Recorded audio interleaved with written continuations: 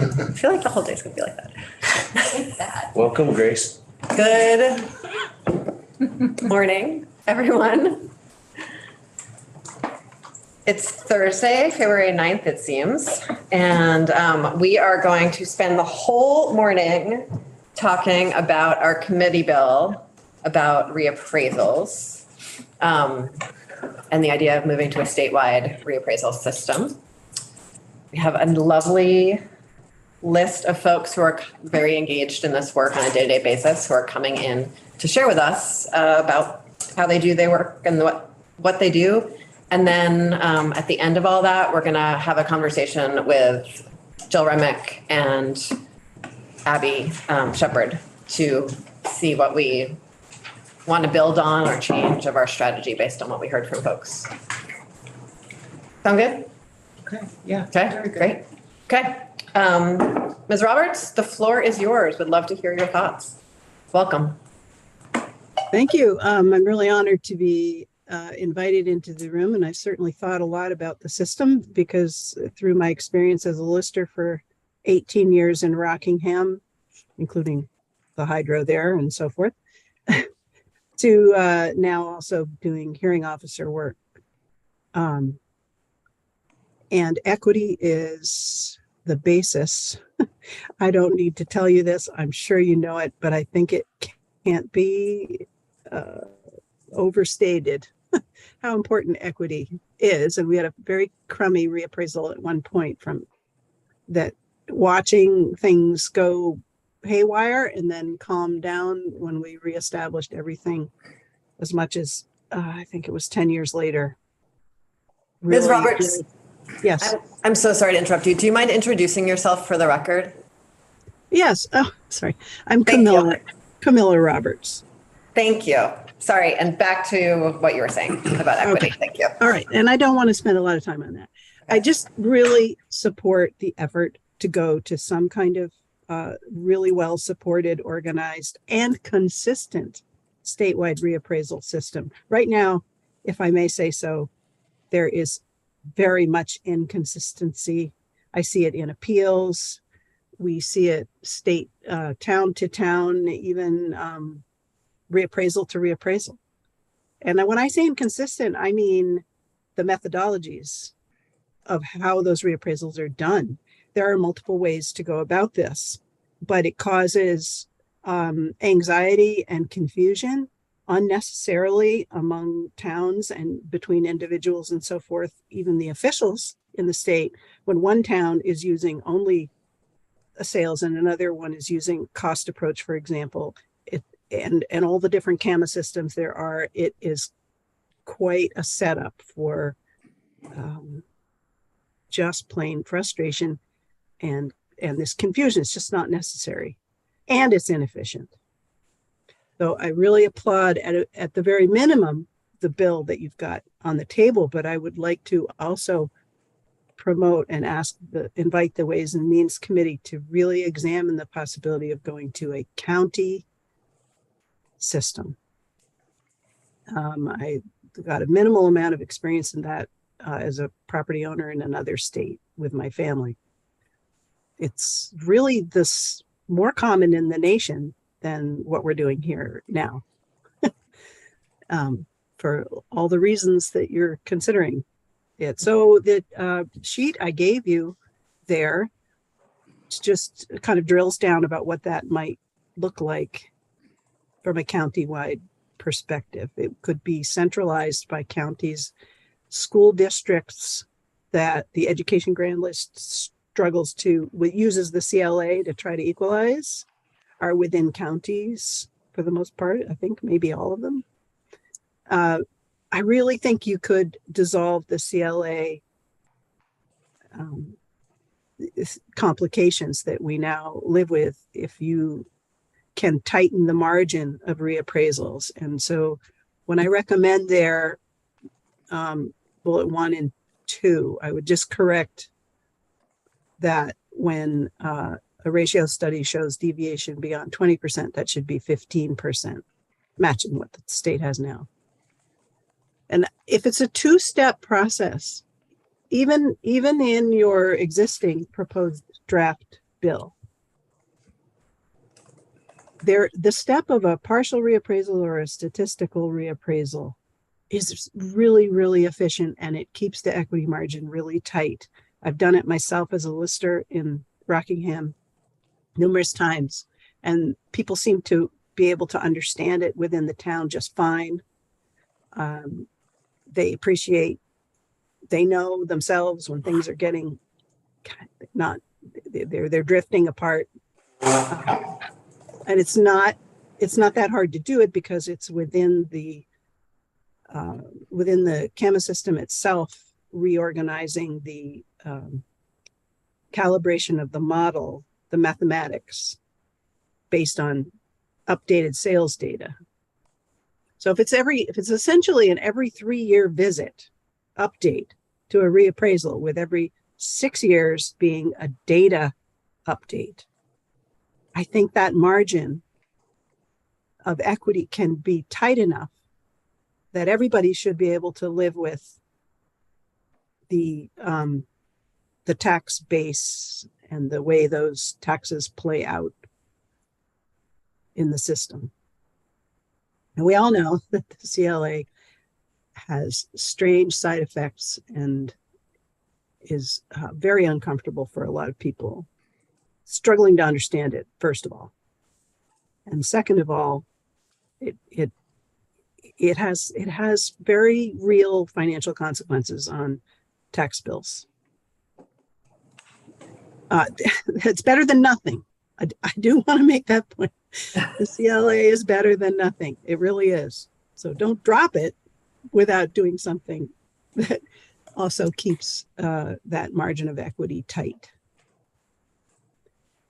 Then I go on to talk about kind of centralized CAMA systems and how the appeals process would become so absolutely vital, regardless whether you do your proposed draft or move to a countywide system. The appeal system will be the way that local people, that means property owners and local officials, will have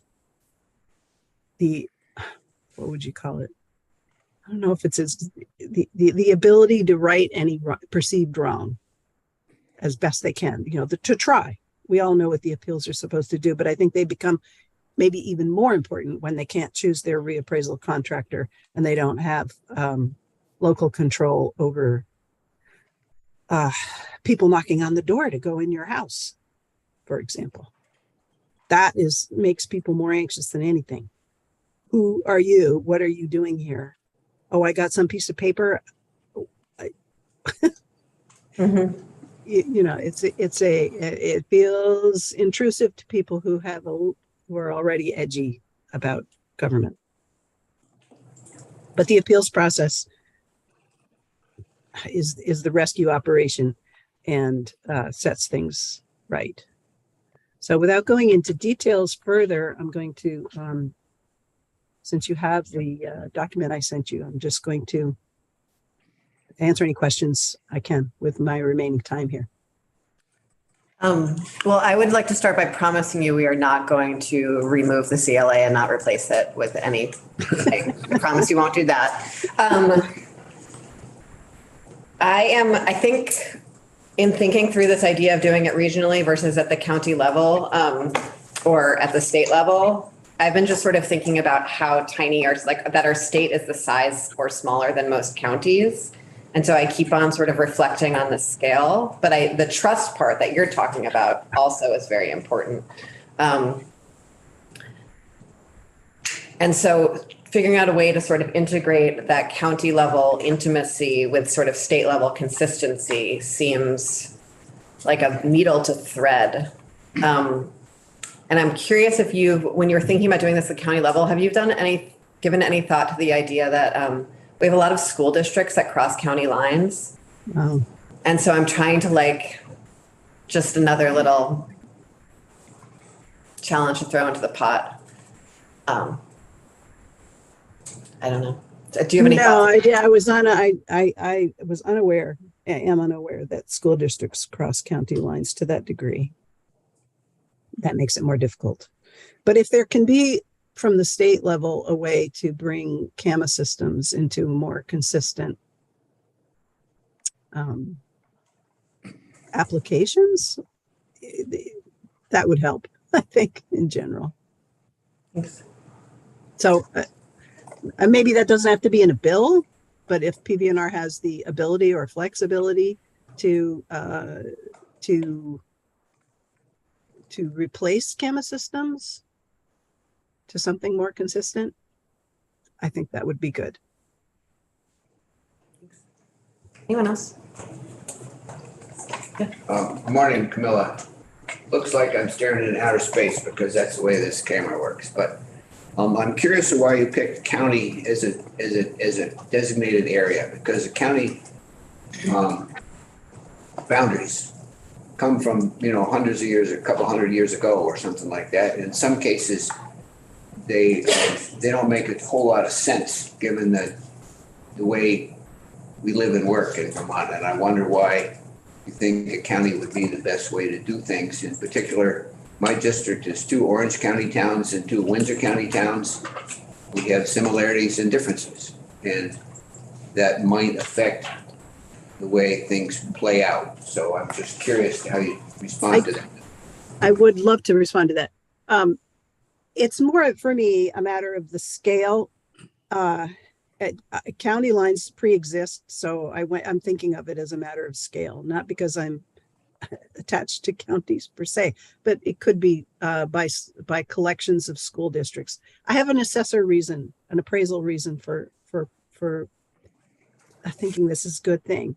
There are many properties that may be in one town for you have a diversity of properties in a town. Socioeconomic scale, more valuable, less valuable, more complicated, second home, all the variety.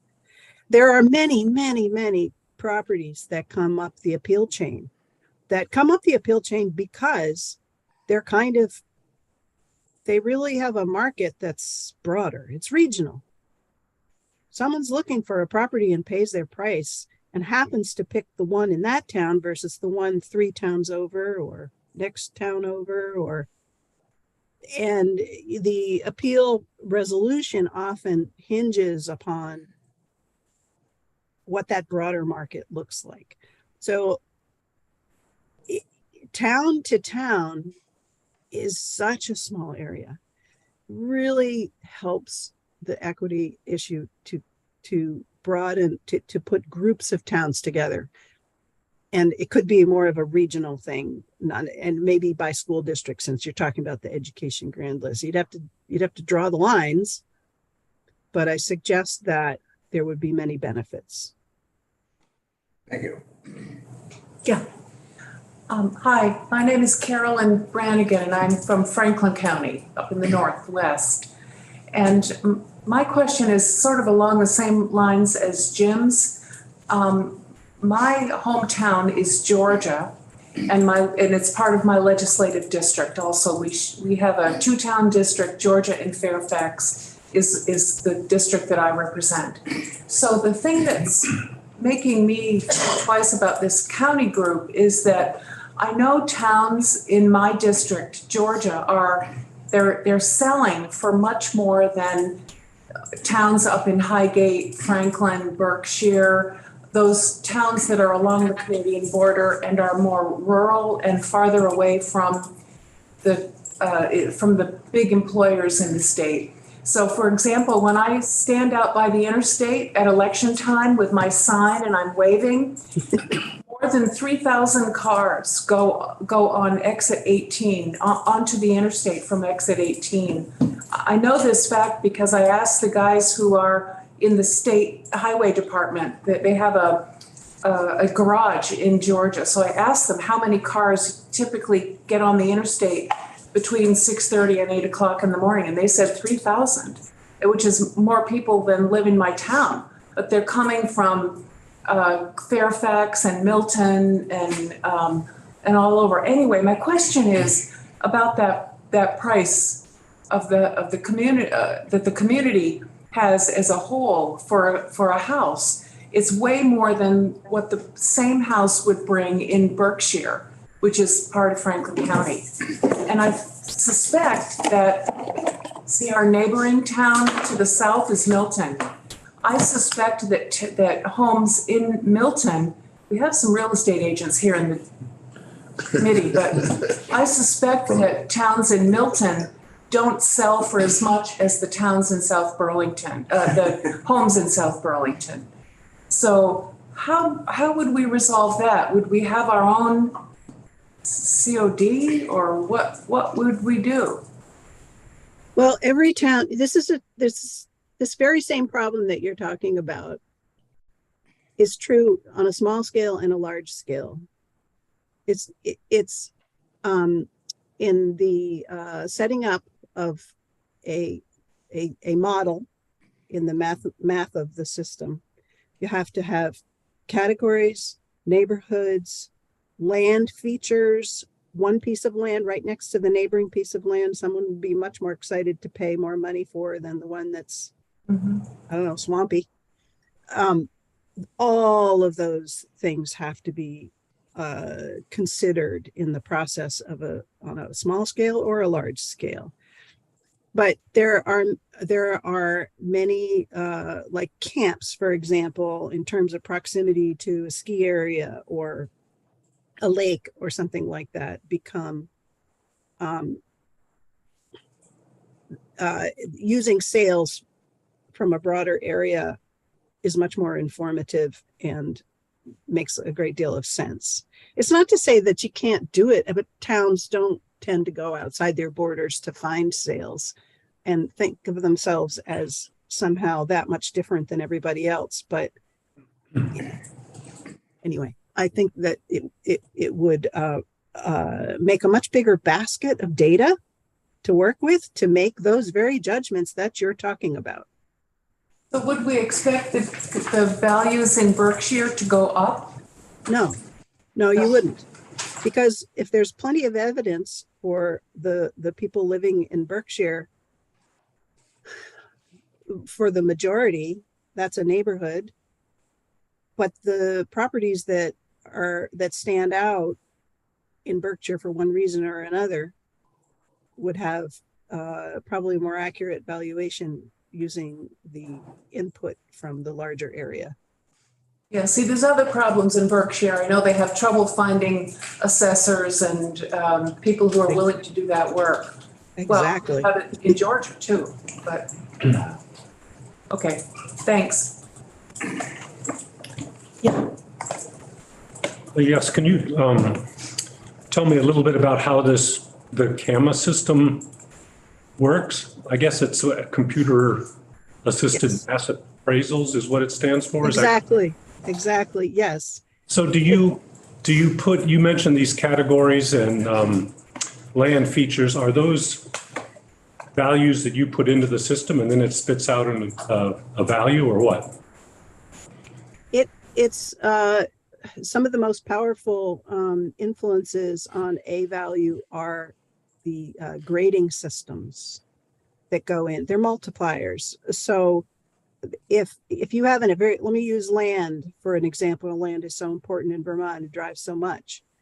You need to understand what your most average piece of land is from sales, but then there are attributes for land that are drivers both up and down for how many buyers are even looking at them. For example, how much competition that drives up the value.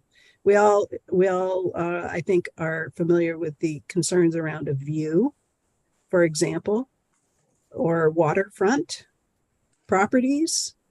I mean, it may be 2 acres, but the 2 acres here versus the 2 acres over there are really different. The system sets up the average, and then the multipliers up and down bring the market influence in for that kind of spread. The same thing goes for homes, the residences, businesses. All things are calibrated by this one way or another of a grading system for condition, for quality of structures, for even types of sometimes styles in certain market areas of a building are more exciting to buyers than others. And even, 10 years from now, maybe they won't be feeling the same way about it. Can you give me a quick example of a couple of the categories? Categories are residential, for example, residential with just less than 6 acres, residential with more than 6 acres it's a whole nother category, but the state has quite a list of categories, seasonal properties, vacant land. If those categories change, does it affect the software? If we add categories or take away categories, does that impact the software in this case, the CAMA system? They generally have a link to the categories for the sake of following the data. Within certain categories, of course, there's going to be things like certain kinds of structures that fit the category or not. We could have someone come in from the software. But thank you. Yeah. But I do want to point out that CAMA systems can vary somewhat on how easy they are to work with or overly simplistic in some cases. That's where some of the inconsistencies start to show up. Yeah, last question, and then we are going to talk to Jennifer Burnell and then Lisa Wright. Thank you, Camilla, for all your thoughts on this. I'm Carl Demerone from Orange County, and I just really love the sort of the way that you flesh out some of the different parts of this, and the way that you also seem to understand how important that trust is going to be when it comes to the appeals process. And just wanted to ask you if you might be able to just flesh that out a little bit more. I'm sure you've done more thinking about this than is in your write-up about the sort of regional appeals idea that you've got. And could you just talk a little bit about that for a moment? Yes, I'm glad you asked. The appeals process is really, really old, based, and that's part of the elegance of it in terms of checks and balances. However, it relies greatly as it stands now on your fellow citizens, like the Board of Civil Authority right now, that level of appeal. That level of appeal can be frustrating to listers and property owners. And then beyond that, most boards of civil authority do the very best job. They are earnest and honest and thorough, but they're untrained. And the way that the systems are now deriving values has gotten, it takes some learning to kind of understand the how it works. And so the Board of Civil Authority step right now is kind of fraught, I think, at times. Frustrating to maybe the Board of Civil Authority people trying to do their very best job as well. It is attractive to me, the idea that a more regional wide board level that should still be elected, I think, but the same way you all are elected with putting out there to people what people get a sense of what you know and what you are committed to and the kind of follow through, and I think in a wider region people would elect a board of civil authority at a regional level of people who would learn more, maybe more thorough training from PV&R about how the system works. And again, it would be more consistent. If it's more consistently set up, it would be more well understood, I think, by everyone. Great. Thank you. Thank you so much for joining us and spending the time thinking this through with us, and all the work you've done over all these years on this. Thank you so much. We might reach back out as we get a little further in our process. Thank you. Next, Jennifer Burnell.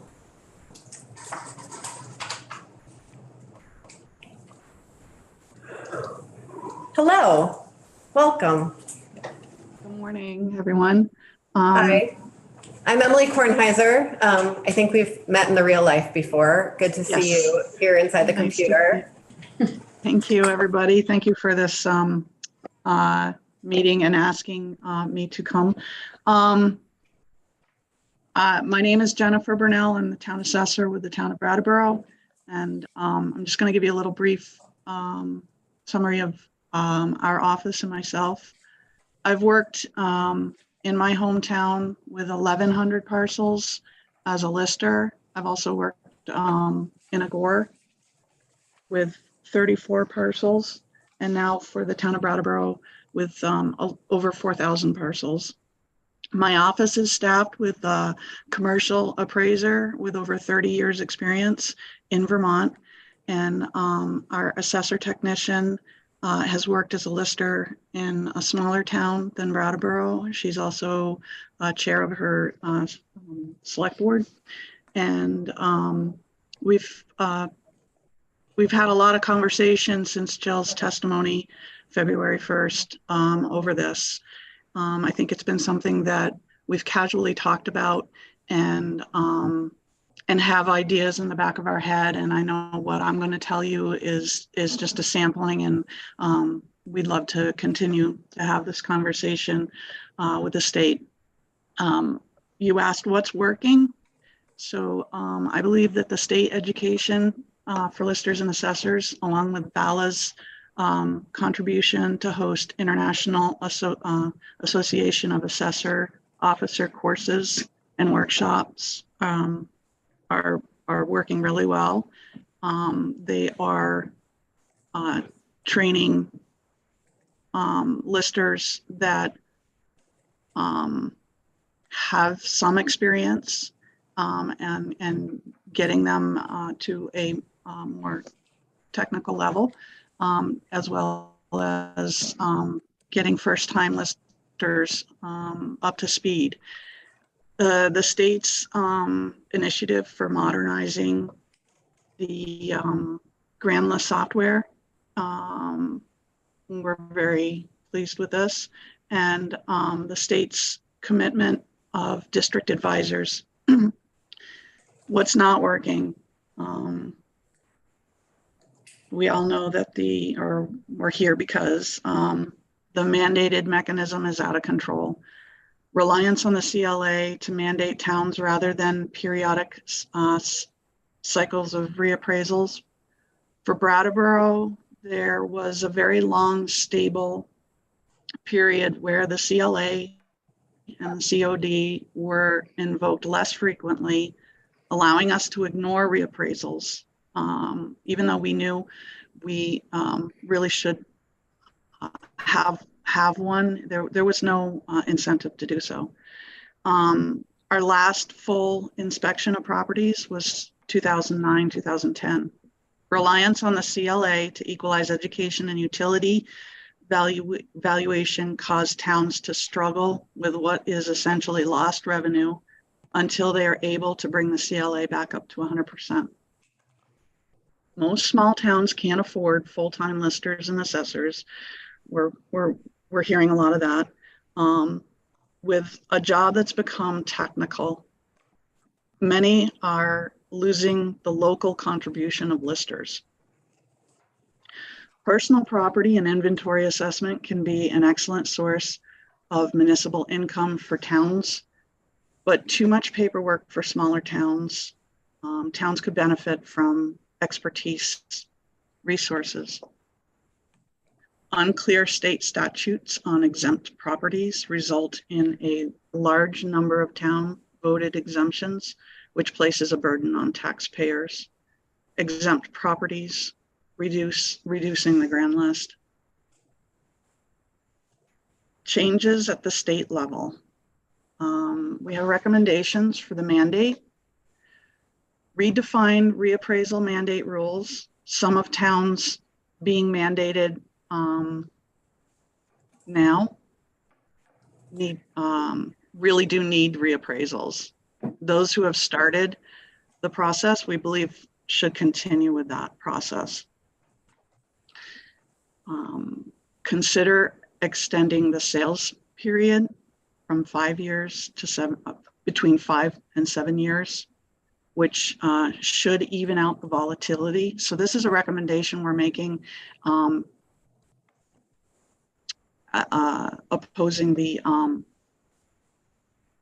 cutting off the reappraisals. If we can have a study, and we already have the information, we do a sales study for 3 years. And if we can go back to the 5 years, extend it, looking back 2 years more, that could possibly reduce the amount from the 165.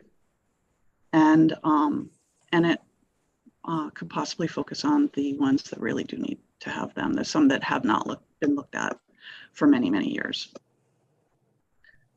Consider trying or tying the mandate to the percent of the state's CLA instead of a fixed number.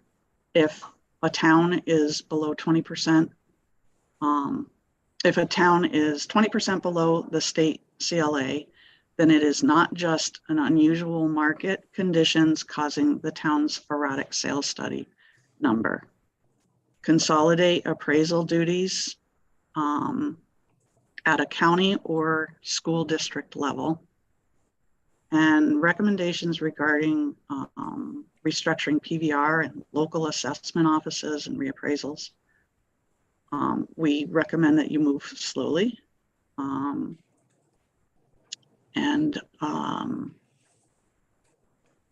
We recommend that you keep local control and take advantage of local knowledge and expertise, and provide more support to the local level from the state. The district advisors are great, but there could be more help from the state. I agree with Camilla with the CAMA system. I think that there could be some advantages to a standard CAMA system that is robust, secure, I think in line with what the state is already doing with the Grandless software.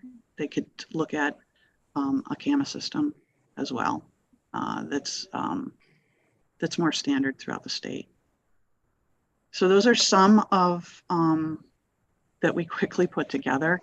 And I'm sorry I didn't provide my testimony for you to follow along, but we can surely refine this and provide you with more thoughts.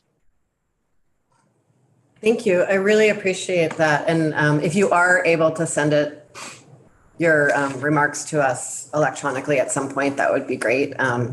It does not need to be today if you have other things you're doing in the office. As you can see, I'm not in my office right now, but virtual office. I'm working from home. Yes. That painting is beautiful, by the way. One of the interesting things about representing Brattleboro in the context of so many statewide conversations is that we have tremendous capacity at the town level compared to almost every other town in Vermont. I personally think some of the best staff in the state, and I'm not just saying that because you're here. I've actually said that when you weren't here. And it's really hard to sort of balance that, like what it's like to represent a town with this tremendous capacity and stability in offices with our towns that, have a quarter part-time appraiser and no ability to issue a contract. And so I appreciate so much that you've really threaded that needle there of thinking about sort of the outlying towns and what they need. Does anyone have any? Yeah. Thank you very much. I wanted to go back to a topic that Ms. Roberts was quite clear on, and that's the appeal steps. I appreciate the suggestion of moving to a larger aggregate, whether it's counties or labor market areas or whatnot for appraisal purposes. I would like to hear your thoughts on the very, very local, at the moment, appeal steps from the BCA on up, or I should say from the lister to the BCA, and then from the BCA to property valuation. What are your thoughts on that? Should that remain quite local? What I heard from Ms. Roberts was, in her opinion, yes, but I'd like to hear from you. Yeah, so Brattleboro is unique where we have the 3 assessors in the office, and then we have elected listers, and their job is to hear the grievances and the exempt hearings. We have currently 2 excellent listers who are willing to learn and stay on top of the information as best that they can, and do a superior job here going through the hearings. Unfortunately, we had our other lister couldn't continue on, and she was fantastic as well. I know that there is an important element to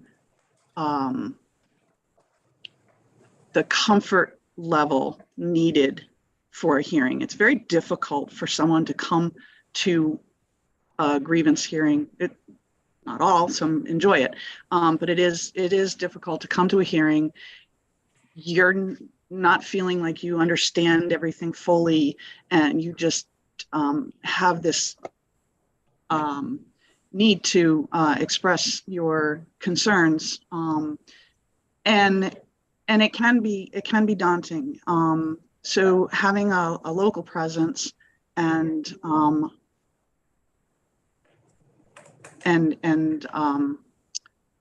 you know, we try to be sure to alleviate any anxieties. So training on our level is important. BCA level, we found, you know, boards change. So you have a board that has gone through a couple of grievances, and they are informed, and then you have a whole new year, and there are new members, and then they have to get back up to speed or get up to speed. And it can be very confusing for them, and they're asked to make decisions that sometimes they feel that's out of their professional abilities to decide. So however, again, I think it's very important for the taxpayer to recognize that it is a local decision, and not something that's so out of reach. Even though our state is small, sometimes the state can feel like it's an out of reach thing for individuals. With that said, I think that there could be some help, and then there probably there might be some training that is out there already. I'm unaware of at the BCA level, but I guess that's my long answer to a simple question. Yes, keeping local is very important, and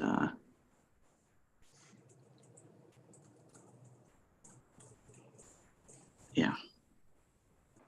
Thanks, Jim, and then we're gonna. Yeah, Jennifer, just to reiterate comments we made before, it'd be very helpful if you could put your thoughts in a digital form and send it to us. Some of us, you've provided a lot of really good, helpful information, but some of us old fogies don't take everything in the first time.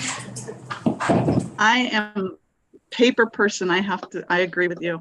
This was very quick, and I'm pulled it together. Yeah, but it was very helpful. I will put some. So Great. I wouldn't lose it. Thank you. Thank you so much for joining us. Really appreciate it. And this is an ongoing project, so we'll definitely check back. Thank you. Wonderful. Great. Thanks. Ms. Wright, are you able to join us next? Good Hello, morning. welcome. Yes, I Good am. morning. Thank you. The Thank floor you is for, yours. well, thank you for inviting me to speak with you. I have sent you actually two versions of what I'm going to speak about today. I sent you my initial reactions a couple of days ago, and based on a VALA meeting that we discussed this issue yesterday, I've updated those and just sent them to Saoirse just a moment ago. So I apologize for the short notice on that, but at least you do have it in writing for what that's worth. Quick introduction for myself maybe would be helpful. I'm listed on the agenda as VALA president. That's the Vermont Assessors and Listers Association, which is correct, but I wear many, many hats. I am a tax assessor, contract assessor for 3 towns and counting in Rutland County, as chair of my board of listers in the town of West Rutland, where I reside. I also do bank appraisals, and I have done townwide reappraisals in the past. Come from a family business started by my father, Stephen Wright. Some of you may recall him from the past. He's been retired for many years now. But anyway, the reason I'm giving a long introduction is to explain. I always try to be very clear when I'm asked to speak as VALA president, what I am presenting as my own opinions versus VALA consensus. So I have, specified that in my write-up. So I'd like to just read through kind of quickly my comments, if that's how you'd like me to proceed. That sounds great. Before you do that, if you could also include your name and your introduction, that would be great. Thank you. I'm sorry. No, I'm sorry. I didn't start with that. I think you said it, but for the record, my name is Lisa Wright. Thank you. Appraisal company, if that helps. And I'm based in West Rutland, Vermont, where I am a lister in that town. Thank you. One of my many hats that I wear as described. So my initial comments are my own as far as the opinions. However, the first and foremost was widely shared by everybody I talked to on Monday. Had a day of phone conversations with a lot of peers and colleagues about this.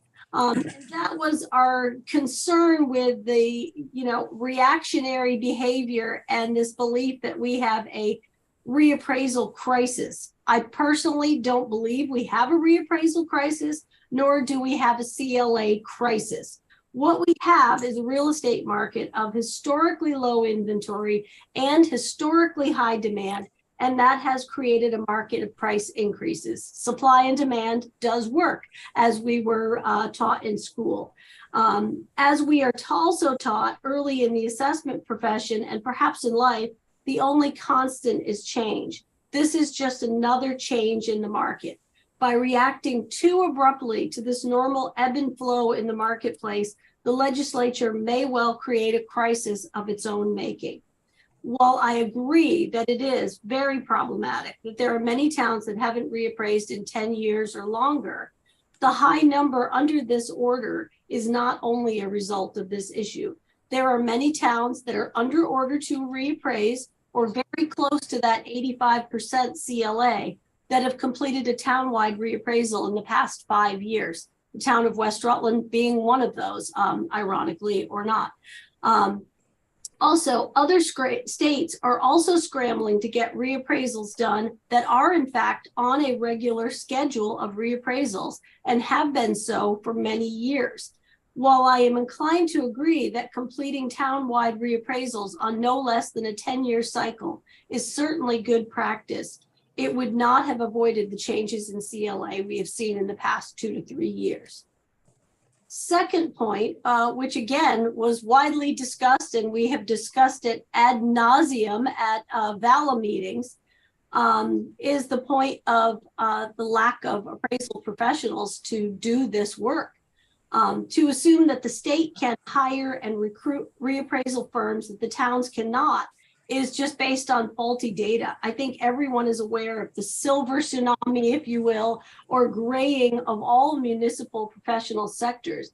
There simply aren't enough new people coming into the profession to replace the ones that are retiring. rushing to fill positions by the state or by towns in securing the first firm available to complete the reappraisal will likely result in unqualified or underqualified staff to do this work. Next point, technological innovations and economies of scale to be realized in towns working on combined bids, et cetera, are also good practice. However, they do come with limitations.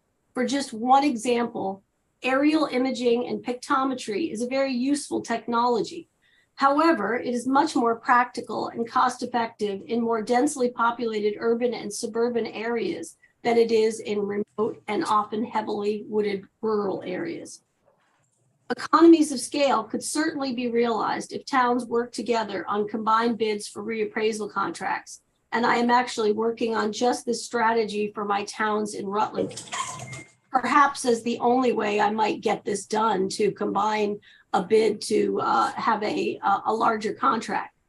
The idea expressed by one legislator, that we could have a statewide land schedule is rather alarming to me and reflects a lack of knowledge of appraisal concepts. One land schedule doesn't even work for many small towns. For example, consider a rural town with lakefront lots as well as rural large acreage properties. The phrase location, location, location comes to mind, as well as there are many variances throughout the state in locational appeal as well as other aspects of land values.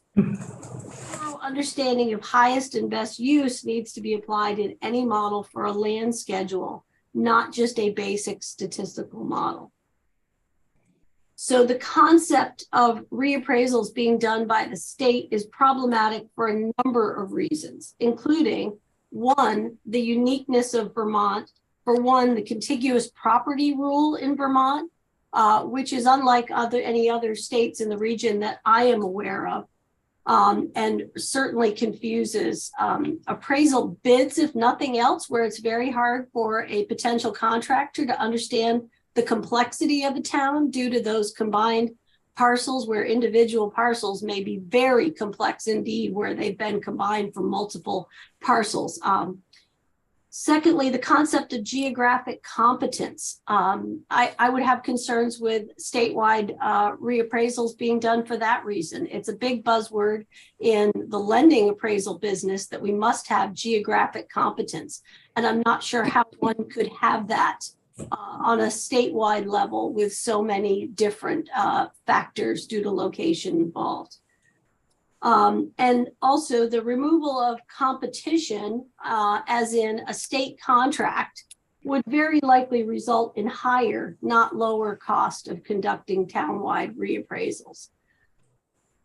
And my final point is to please consult with appraisal and assessment professionals, yes, including listers, before making these decisions. When Montpelier acts in a vacuum without consulting professionals who have boots on the ground, we see a failure to anticipate the fallout for making legislative changes.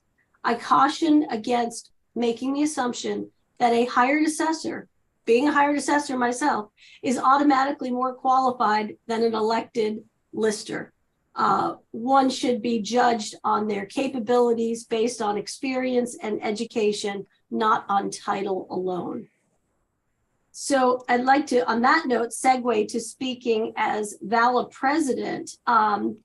So regarding our consensus, this topic was first brought to my attention last Friday, and to many of our members as late as this Tuesday, and even at our meeting on Wednesday morning.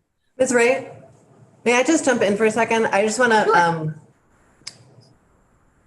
I just want to clarify that we just started having this conversation last week. And we are inviting you and a whole lot of other listers into the room to have this conversation with us, because we agree that it is important to make these decisions in consultation with both the folks on the ground doing the work, statewide firms, national experts, as well as the tax department. So nothing has happened before you came into the conversation. This is the conversation that we're having right now. So, and I'm really glad that you are able to participate in it. Thank you for being here. Thank you. Yes, and I am very relieved. Initially, I was hearing not that input being sought from assessors and listers. And so that was my concern. That comes from my initial comments. And so I am relieved to see that. But as far as VALA, I wanted to disclose that I don't want to speak for VALA without getting a consensus among our members of what VALA's consensus is as an organization. So I'm cautioning you that I haven't been able to have those conversations until yesterday. So we have formed a committee at this point and are working on that. Our meeting yesterday is recorded and on our VALA website, so you can listen to some of that conversation if you want to. Jill Remick and Karen Horn were also in attendance with that, and so we gleaned some understanding of the start of this being about doing townwide reappraisals on a regular schedule. So to cut to the chase of what we agreed upon as concepts are pretty limited at this point, but we did pretty much universally agree that VALA does agree with IAAO standards on townwide reappraisal schedules. For Vermont, we believe perhaps every 10 years is a reasonable minimum, with many details of this to be worked out as to specifics. We further agree that if we are going to move to a regular schedule for townwide reappraisals, we need to increase the per parcel payment to towns to complete this work. We further agree that the CLA is working and is doing its job, and we support this as a continued measure of our work. And then we also agree that the crisis is silver tsunami, where we have far more assessors, listers, and appraisal contractors at or near retirement age than we have new professionals coming into the business. Even if we were to recruit the numbers we need over the next 10 years, we would not be able to get those folks up to speed in sufficient time to do the work. Many of our members commented on the amount of time. It's not just taking the classes, it's experience with doing townwide reappraisals. So that's as far as getting the work done is not enough professionals to do it. So we thoroughly agree on that point and have discussed it with VALA ad nauseum. And VALA has formed a committee to draft further statements and to develop a consensus on this if we can, and would love to have further conversations about that. Wonderful, thank you.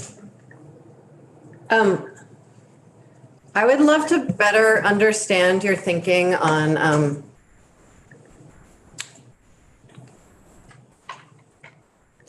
I think you used something like geographic expertise or something like that. I don't remember the exact phrase, I'm sorry. What is it? Geographic competence. Geographic competence, I love that I love that as an idea. In the context of how every other state in the country does this and sort of thinking about how, Vermont is the same size as many counties around the country, and just sort of trying to get my head around what happens in Vermont's towns that's so different from everywhere else. And I love this state and I'm proud to serve it. I just, sometimes I can't get my head around why we do things so incredibly differently. It's the good, the bad, and the ugly of being unique. I could draw analogies. I'm a maple sugarer, and I wasn't happy that we changed the grading standards to make us conform to an standard. I liked that we were unique and that we had higher standards than anywhere else. So I think I would second Jennifer's comments about keep the local in this. When you're a small rural state, there's a huge value to that local control. I've been an advocate for that my whole life, really. I have not practiced in other states as an appraiser or an assessor, so I can't really comment on that. My comments come from trying to solicit bids from appraisal contractors that do operate in other states. And one that I particularly butted up against with one appraisal contractor was our contiguous parcel rule. When a firm is considering bidding on an appraisal contract, they look at the 411. Well, the 411, if you look at a town, like for instance, I have Proctor and Pollitt. They're the same number of parcels, but Proctor is much smaller geographically. And the amount of complexity in Pollitt is much higher. And it's partly because of the contiguous parcel rule, where if that rule were not in place, Pollitt would have a lot more parcels. So in order to do the job, it's going to take the appraisal contractor a lot longer. So understanding that one nuance, and maybe that comes into geographic competency as well, of understanding highest and best use, understanding tax implications in a specific state. Another thing I've had trouble trying to explain to out-of-state contractors working in Vermont is, wastewater rules and how the marketplace works in rural areas as far as acreage and outbuildings. Those are very different than they might be in a more densely populated area. Okay, thank you. Your questions? Thank you. Thank you. So, yes. I had one, just to provide a perspective from this committee's vantage point. I'll not quibble with your saying we don't have a CLA crisis or reappraisal crisis, so many people think we do. But we do have a crisis of property taxes that are being very adversely affected in some towns because of the state of lack of reappraisal in the state of CLA.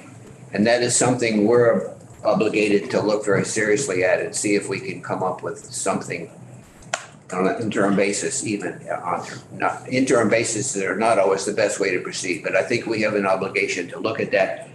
And from your perspective, Val's perspective, what we propose may seem kind of ham-handed, and that's not our intent, but we do have something that we need to figure out here. So thank you very much for your comments. Thank you. And on the topic of towns conducting regular reappraisals, I think we're somewhat preaching to the choir when I'm talking to them. Those that are attending our meetings regularly and are involved with VALA are following best practices. And I kind of scratch my head at the towns that aren't taking these reappraisal orders seriously, because my towns generally have taken them quite seriously. And in some cases have even done reappraisals before an order was in place, because they realized that their information was just so outdated. It was high time to do it. Thank you, Ms. Reed. In my experience thus far in these conversations, and I'm sure you've been having them a lot longer than I have, towns are taking the reappraisal orders seriously. They just actually don't have the capacity to contract with reappraisal firms or have the capacity in-house to be doing it. Mr. Anthony. Just a real quick repetition of a question I had asked the preceding guest, and that focuses on the appeal process. If you could, or VALA in their opinion, resolve by consensus the tension between expertise and local appellant comfort, that is to say, dealing at the town versus beginning to regionalize or at some other level, the appeal steps from Lister to BCA to property valuation officer. Thanks. Sure. So I would second what Jennifer said about local control, and I do feel that our tiered approach to appeals does generally work in Vermont. I think the tension between expert opinion, and I've certainly seen this in towns where I've heard from listers and assessors who've said, oh, the BCA never backs us up. I personally haven't had that experience, but I go into a BCA appeal providing the BCA with, with actually an appraisal or at least a summary of same, so that I am providing that expert opinion and defending the values that I have on the grand list for that parcel. So I think it's a fine line that we have to tread between keeping it. I think the bar should be low. I think that's one of the parts of Vermont uniqueness that is wonderful. I've had taxpayers come into tax appeals and say, isn't this wonderful? Isn't this the democratic process in Vermont? I can actually talk about my tax assessment with my local officials and not have to go to some state board that doesn't know me, doesn't care. So there's that. There's there's some real high points of keeping that local control, and taxpayers feel like they have a voice in that. And then when it proceeds to the higher levels, it becomes more of a quasi judicial process, which it is all along, but becomes even more formal. And then it becomes about the weight of the evidence, which it should be. It should be not personal, but should be about market value in the evidence presented. So I guess that's kind of a long answer too, but the long and the short of it is I'm not displeased with our current system. Thank you. Thanks so much for joining us. And I think there are many more conversations to come. So appreciate both your personal perspective on it as well as the participation of the whole association. Thank you. Thank you. And have a good day, folks. You too.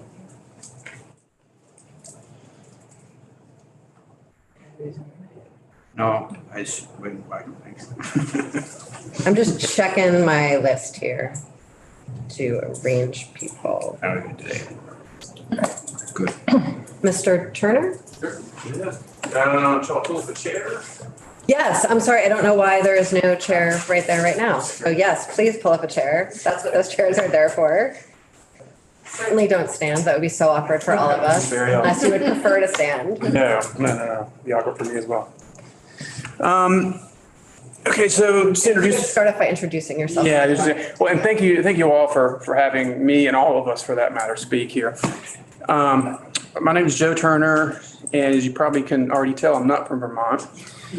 I've been here for about 3 years. I'm the acting assessor for Hartford, and also work with the City of Burlington's assessment department. Before that, I worked for Buncombe County, North Carolina, which is assessment on a county level. And we went through in-house appraisals for reappraisals of 130,000 parcels. So I do have that experience in larger systems. I also completed a certification of excellence in assessment administration, which is kind of a lot to say, for the county of Buncombe, which is a deep dive into the actual assessment system. It kind of relates everything, shows how GIS relates to assessment, and it goes into details for staffing and everything else.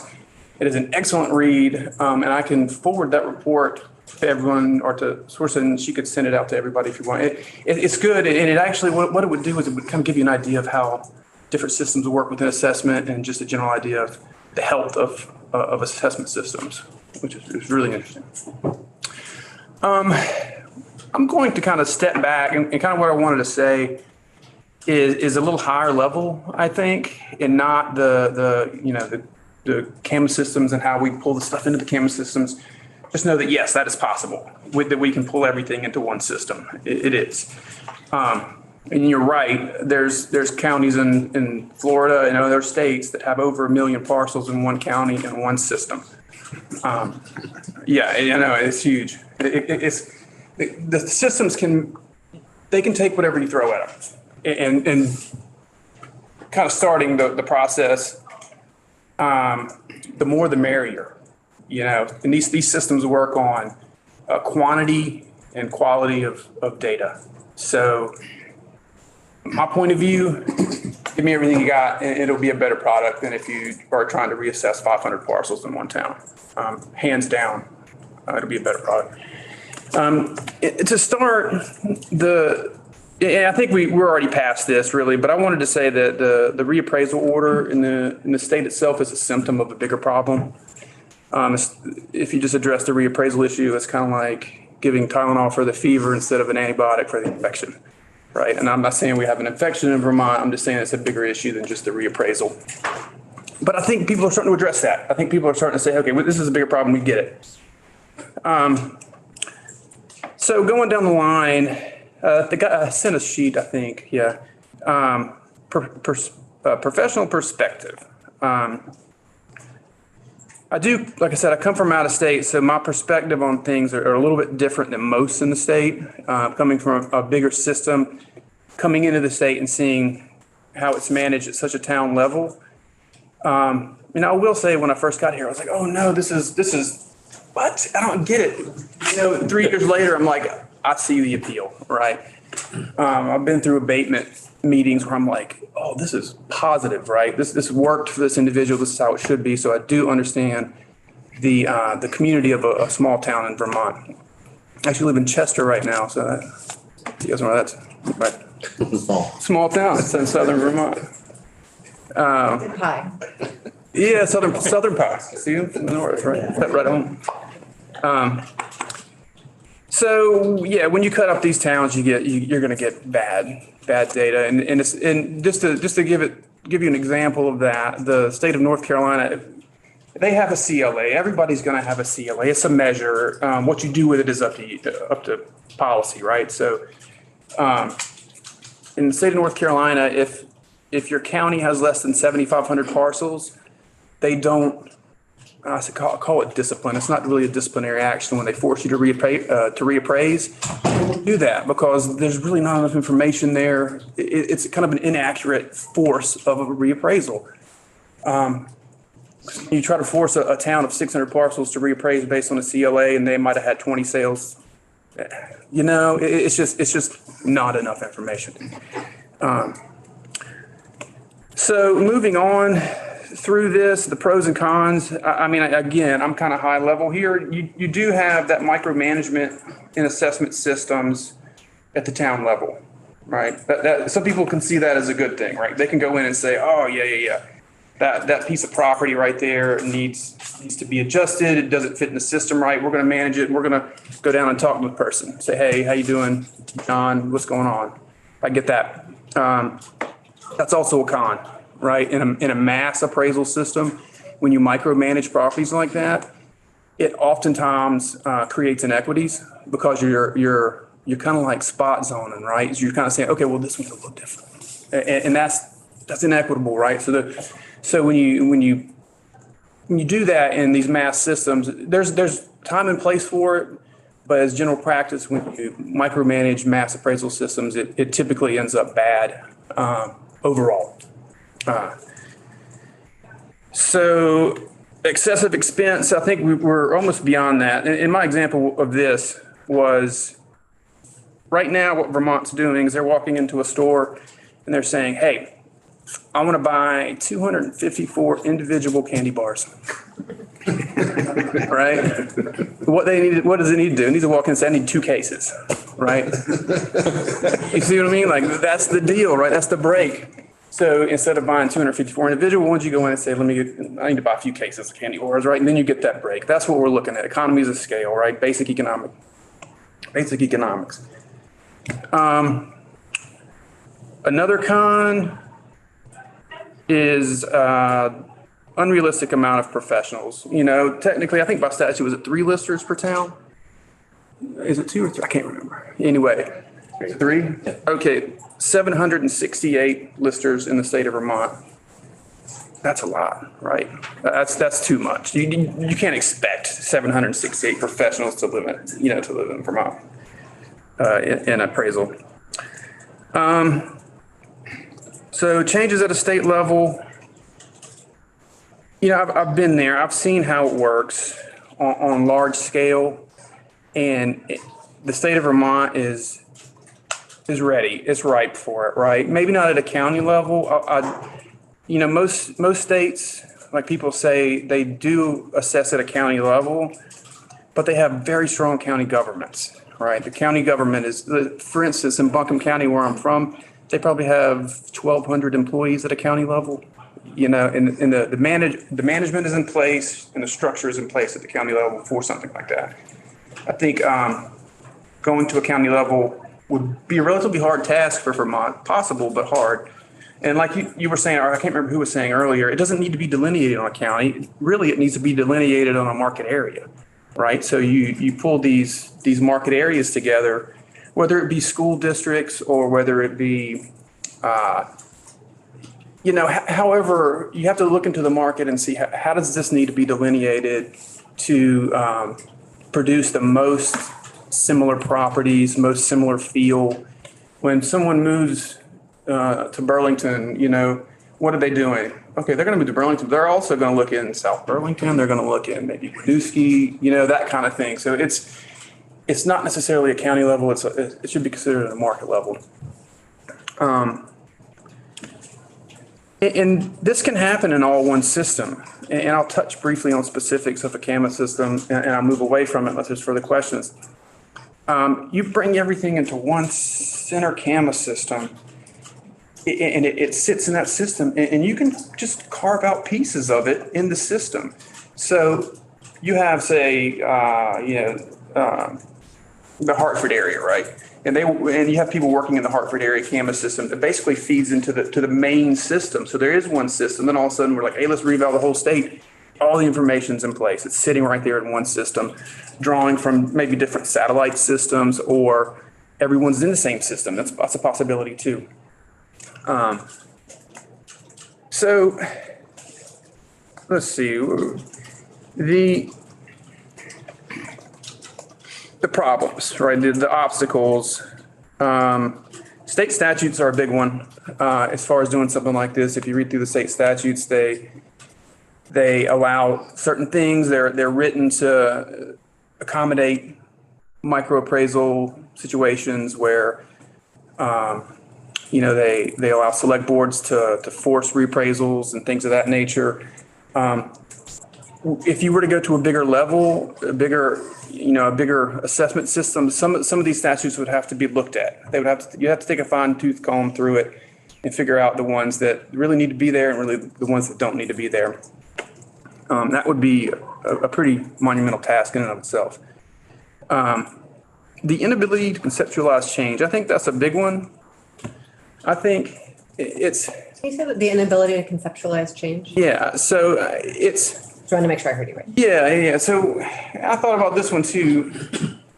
It's kind of like, and everybody is guilty of this, right? I mean, my third year in Vermont, and I'm learning how to ski, right? First time I was on skis, I'm like, this is not going to happen, right?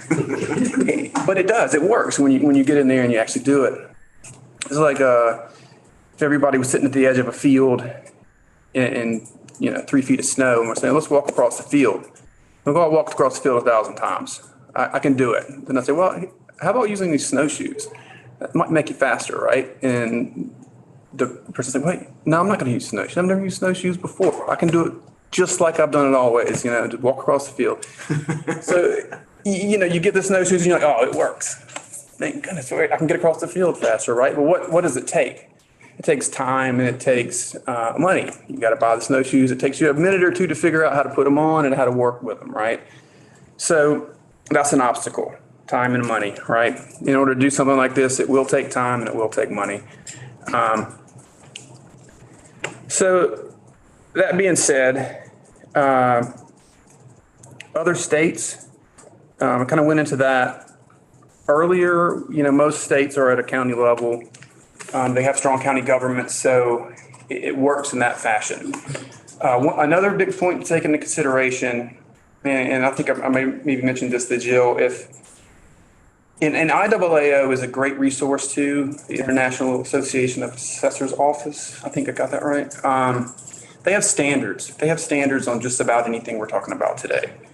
And one of those is oversight. If you were to go to a larger assessment system, it would still need oversight. So if you create a state level system, you can't let that system go unchecked. There has to be a committee. There has to be something in place to make sure they're doing what they need to do and following their actual responsibilities. Right now in towns, you have, a little bit of oversight from a select board in the town itself. You have town managers with oversight. You also have PVR.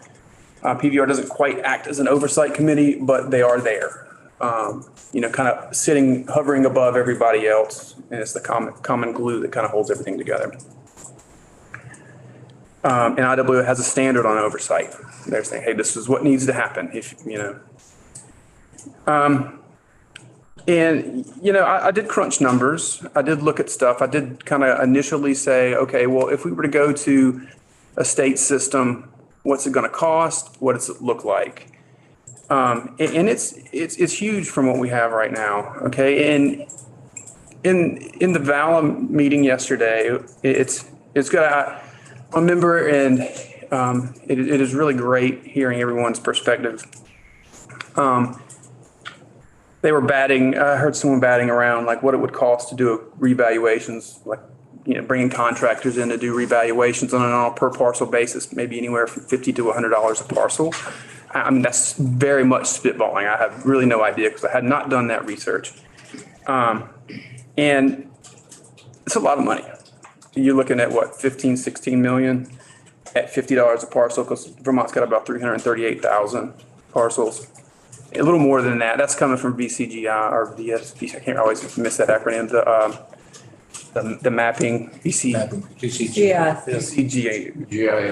Yeah. And that's a great resource too. They do an incredible job. So we got about 338,000 parcels. So the quick math is a lot of money. Just to have contractors come in and do it. We have the professionals in the state. We do. I was sitting in the VALA meeting yesterday. There were 41 people there.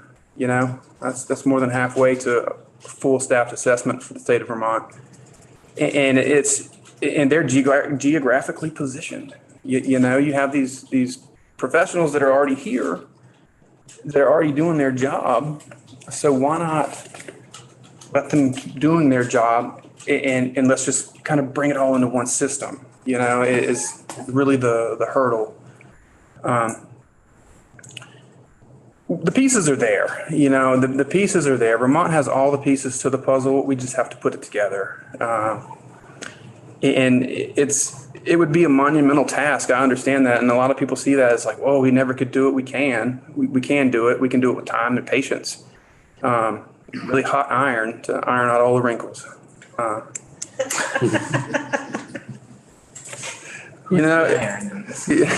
What's that? Who's the iron in this? That's a good question. That's a really good question. Yeah. Snowshoes, candy bars, iron. Yeah, you got to put it on a level where people can kind of get it sometimes because I'm also a nationally certified appraisal instructor, right? A USPAP instructor. And when you're instructing people, you got to really put it on a level where they can get it, because these concepts sometimes are way out here. Canvas. What is a Canvas system, right? What does that mean? So yeah, ultimately we're looking. What I would suggest is the consolidation of the information that Vermont has into a system. Like I said earlier, most states do it on a county level. I think that could be a possibility for Vermont. It could also happen on a state level, with specific little caveats in there.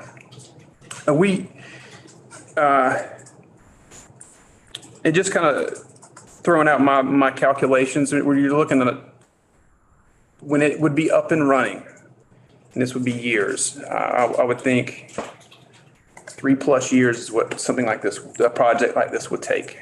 That's nothing in legislative. Yeah. and that would almost be an all hands on deck situation. You're saving millions. I mean, annually. Look at right now, I did a little bit of math, a little bit of research on a per parcel maintenance in towns.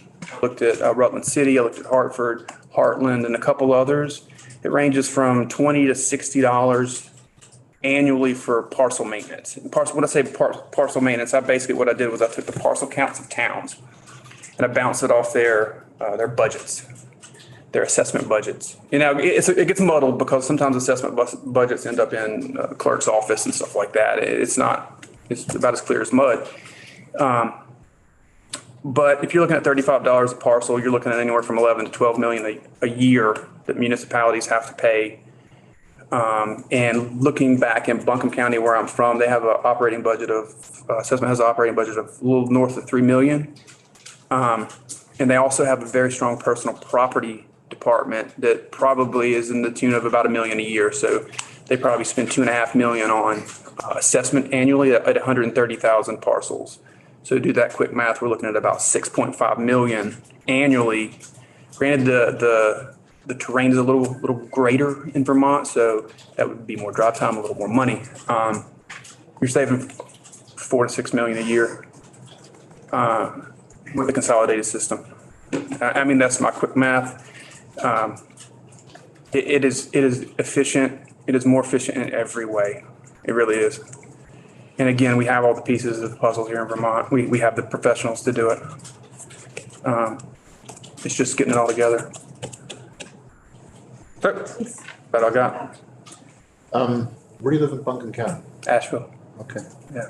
So property there. We had a person here last week from Buncombe County. Oh, really? The guy with the meat. The guy with the pretty picture. I've been Oh, yeah, maybe I know. What's his name? Urban 3. Oh, Joe. I don't know Joe. I know of Joe though. We're in Burlington, we're working with Urban 3. Yes, Yeah. that's how they wound up. Yeah. Yes. So, my question, as far as appeals processes and how many people enter into that process, what would be your opinion about, if we went to something bigger than municipality, would people have more confidence in the system and have fewer appeals or less, or how do you think that would fall out? It would be relatively the same. Okay, so there's essentially 4 levels to appeals. Mainly 3. If you got to go to the Supreme Court, that's the 4th level. That rarely happens. It usually gets worked out before that. The first level of appeals would be at a local level. And that would be handled by the appraisers who are assigned specific areas, like groups of towns, say. You have someone who geographically works a specific town. In Buncombe County, they had I think 7 or 8 appraisers, and they're all responsible for a geographic area. And they came real familiar with that geographic area.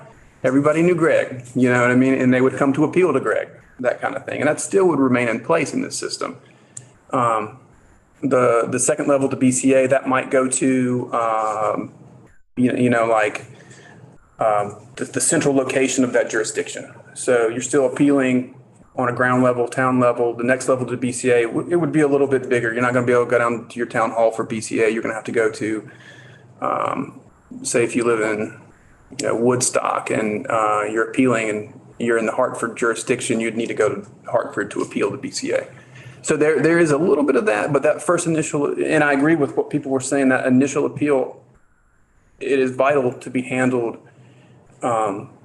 locally with someone you're comfortable with and someone that can talk it out with you. And that's one of the things I was seeing, like, in that meeting yesterday with the 40-some people, they're all scattered, they're professionals in different geographic locations. So I'm like, these people are perfect. They know what they're doing in their space they're doing. Let them keep doing that. Let's just bring it all together, Okay, thank you. So 2 things. You kept saying we've got to bring it all together.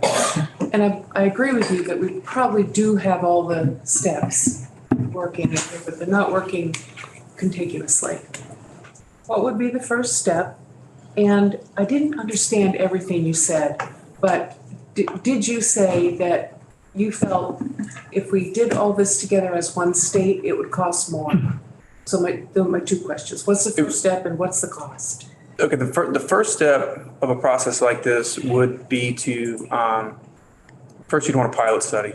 You'd want, I'm spitballing. I'm looking at 8 towns. Let's look at 254 towns. You know what I mean? Let's really clean the surface off and make these things not just a kind of an estimated guess. Let's make them real. And the actual mechanics behind it would be basically data mining. It would be taking all available information from existing towns, seeing what they have, pulling them into one system, seeing where there's holes. Because there would be. One town doesn't do it like another town, so maybe we can fill in the information for this town, right? Is that the CAMA system? It's the CAMA system. The CAMA system is the vessel for that. Right. And like everyone was saying earlier, they're incredible. It's an incredible software program. I mean, there's numerous CAMA systems. But they can do a lot of things with that information. They can take it, they can answer a lot of questions. You want to say, well, how many single family homes are in the state of Vermont? Well, now you have to go to almost every town to get the information. One consolidated system, you just hit a button and you got it. All right. Cost. Cost would be significantly lower on an annual basis. Not quite in half. Again, my estimations, the initial cost of something like this, I don't know. I don't have any type of, I didn't get any estimates on consolidating systems. That would be something we'd have to explore. It would not be cheap. I know that. And the manpower that it would take in the long run, we'll say. In the long run. Yeah. You said annually half, you like spitballing things. Yeah. I think this would be half the. Roughly. And that's with adequate staff. And the key here too is, well, it's staffing, but yeah. So it would be ultimately lesser cost. It'd be a lot of work up front. And it would take time and energy. But in the long run, it would be great, and it would be it would put a great light in the assessment world in the state of Vermont. I mean, if we were to do something like this and accomplish this, it would be it'd be monumental. Representative Sims, and then we're gonna. Yeah, thank you so much for this testimony. I really appreciate the framing that like there's a lot of strain in the system right now.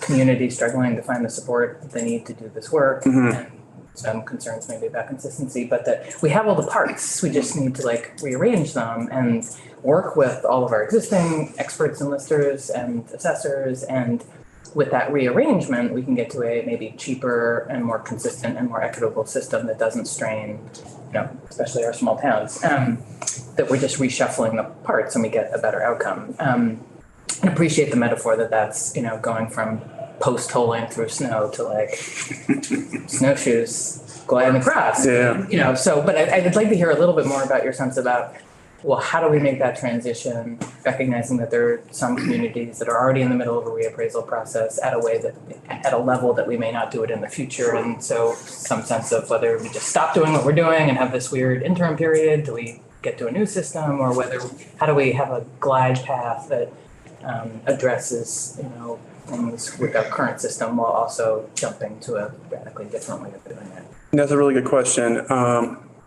When I saw and it gets complicated because there's already contracts out to that 2026, 2027, you name it, I did a quick study, looked at Addison County, and then I was looking at a county level, and then I already realized there were several towns that already have contracts in motion, and I was like, oh, how do you deal with that, right?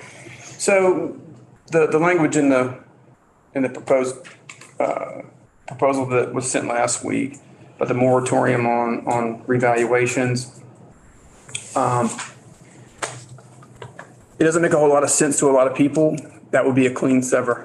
That would be as clean as we got. It would say, okay, stop. We're going to rework this and we're going to start it back up in 3 years. It's not a popular opinion, probably.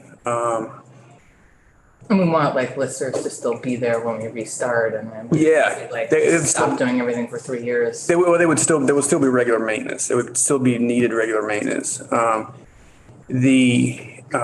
other way to do it is, you're going to have to honor the existing contracts. There's really no way around that.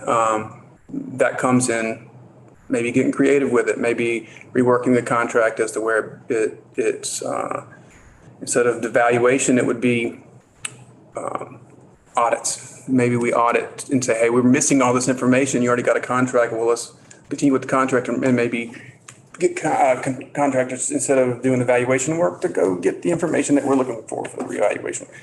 it would take a creative mind, and that would be an issue because there's so many contractual tentacles kind of reaching out right now. But the 3-year ice on the revaluation would be a clean cut. But it's not going to be the most popular thing in the room. Thank you so much for joining us. Absolutely. For the thoughtful legwork you did in advance. Really appreciate it. Sure. And I'll, and again, I do recommend that read, and I'll send it to her, and you can kind of take a look at how larger assessment systems work. Thank you very much. And we will be in touch as we go on. Yes. I can imagine following Representative Sims' use of the idea of a glide path, even though there are several communities that are already committed by contract up 3 years or more. If it were true, reworking those agreements with both the parties, if that would save the local community money over the original contract price, that might grease the skids, if you will. And I'm not sure if you think about it and have some information or thoughts about how you would make sure that there was an incentive for towns that are already in this limbo. They won't be in the new system, and yet they're committed to the old. How that incentive might work to bring them along so that you make the transition as peaceful as possible. No, I agree. Yes, it's going to take a little bit of coaxing for sure. If you have thoughts on that, thank you. Yeah. Thoughts on that are, when you look at my quick budgetary numbers, I was just looking at the town of Hartford, and this is one thing that might, maybe if you speak to the finance directors, it might be a little easier. Right now, the town of Hartford has a annual operating budget of about $225,000 for assessment. My estimations would be about 110 instead of 225. So that's a little bit of butter on the skids there. I mean, other than that, it's just efficiency, and it's a hard, it would be a hard sell to some towns. I mean, I guarantee you. Thank you. Yeah, absolutely. Okay, thanks. No problem at all. Thank you guys for having me again. Thank you so much for coming in. Mr. Krzyzewski? I am here. Hi, I'm sorry for butchering your name, and I am curious if you would be okay waiting until 10:45 or if you need to testify now. I know that you were on a timeline. I'm sorry. I can wait till 10:45. I'm in California and I have a flight out in a few hours. So oh, okay. we're by 10:45, I'll be fine. Great, thank you. So we are going to